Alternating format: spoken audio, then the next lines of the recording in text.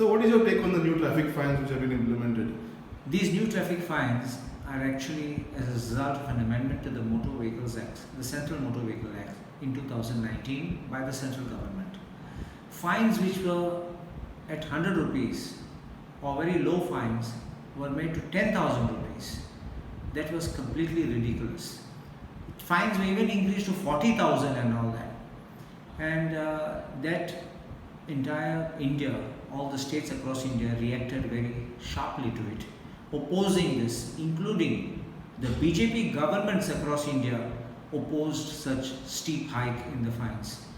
And many of them took resolutions in the assembly not to implement it.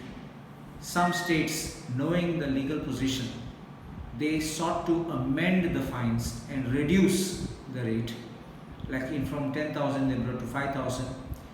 Goa government on its part, when the central law was passed, it was not enforced in Goa, and they kept on postponing its enforcement.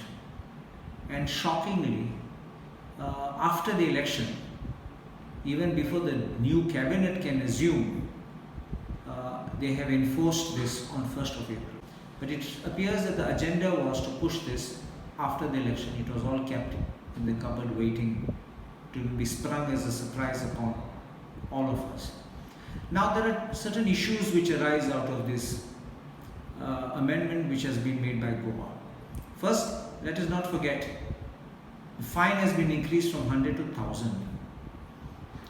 When there is a law by the central government, then the state government has no power, no jurisdiction, nor legislative competence to amend such a law.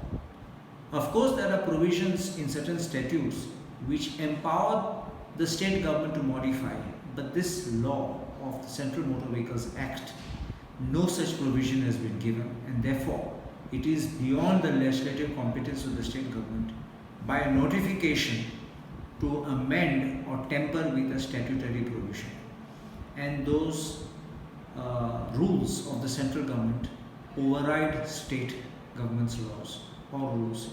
So therefore, first thing is, this law which has been brought in, amendment which has been brought in by the state government, I would call it as a temporary measure until it is struck down and we will be saddled with a choking 10,000 and above fines. The second aspect is, I agree that fines are necessary so that people are, there's an old phrase which says, spare the rod and spoil the child. So unless you impose fines and teach people how to follow the law, if you don't follow, then you will have to pay a fine or probably jailed. I think everything is not punishing people. And for this, you have to realize that if you intend to make a fine, keeping a 10,000 fine, in my view, will increase corruption. Because if somebody pays 500, he just gets out. So therefore, you can pay 250, 500, you can bargain, you can negotiate. You will be off the hook. It will be a loss to the revenue. It will not bring the desired effect. If the government was sincere, they could have seen in which areas, under which provision of law, the highest fines are being paid. License, not having license, not having a valid license to drive the proper vehicle, or whether not wearing a helmet. Enforce that so that you can make sure the law is followed in letter and spirit. You don't have to insist on fines, but once people realize what is the law and its effect, people will follow the law.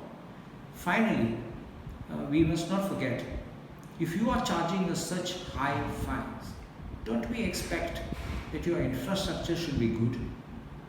Please look at the pathetic state of the national highway which is being built.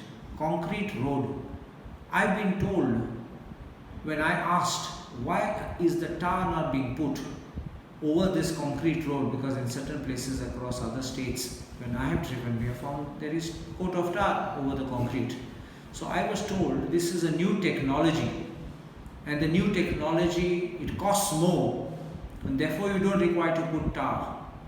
I even inquired, Will tires not burst? Will it not generate heat in the tubes and the tires will burst? They said, no, this is superior technology, which means the state government and the central government has paid more for these roads.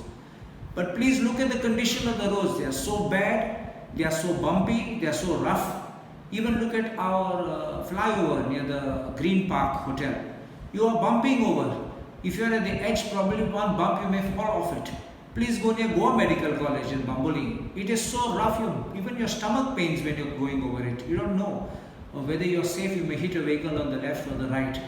And finally, when you come down the Bamboli slope towards Pension, every time it's being excavated and they're trying to concrete it again. Why? What kind of quality work has this been done and who has certified all this kind of work? We will definitely take it up at the time of the budget session of the Assembly, when the time comes for raising these issues. But I think the government also owes its responsibility to make sure that we people are not only whipped up to pay fines, but also on their part, they should provide good infrastructure, good road, safe roads, and reduce the tension or the problems of the government.